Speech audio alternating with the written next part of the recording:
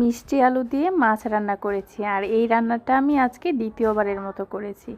এই রান্নাটা আমি শিখেছিলাম আমার ননদিনের কাছ থেকে। আমার ননদ বলেছিল যে ভাবি মিষ্টি আলু দিয়ে তরকারি রান্না করে খেয়ে দেখো, অনেক বেশি ভালো লাগে। তারপরে আমি একদিন রান্না করেছিলাম, তো আজকে আমি দ্বিতীয়বারের মতো রান্না করতেছি। আর কিভাবে রান্না করছি সেই রেসিপিটা আপনাদের সাথে শেয়ার করছি। এখানে প্রথমে আমি তেলে বাদামি করে পেঁয়াজটা ভেজে নিয়েছি। মাছের মাথা দিয়ে লবণ, হলুদ, মরিচ মানে শুকনো যেই মশলাগুলো থাকে সব একসাথে দিয়ে ভালোভাবে কষিয়ে নিচ্ছি। যখন কষানো হয়ে যাবে তখন আমি এখানে মিষ্টি আলু দিয়ে তারপরে কষিয়ে নিব। আর কষানোর উপরে কিন্তু তরকারির স্বাদ অনেকটা নির্ভর করে। আপনারা অবশ্যই তরকারি খুব ভালোভাবে কষিয়ে রান্না করবেন। আর আমি মিষ্টি আলুটা কেটে ফ্রিজ করে রেখেছিলাম। আর এটা হচ্ছে আমি ফ্রিজ থেকে বের করে সরাসরি তরকারিতে দিয়ে নিয়েছি। এখন আমি তরকারিটা একটু নেড়ে চেড়ে কষিয়ে নিব।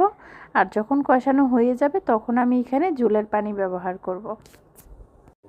ঝোলের পানিটা খুব ভালোভাবে যখন ফুটে আসবে তখন আমি এখানে কাঁচা আম দিয়ে দিব।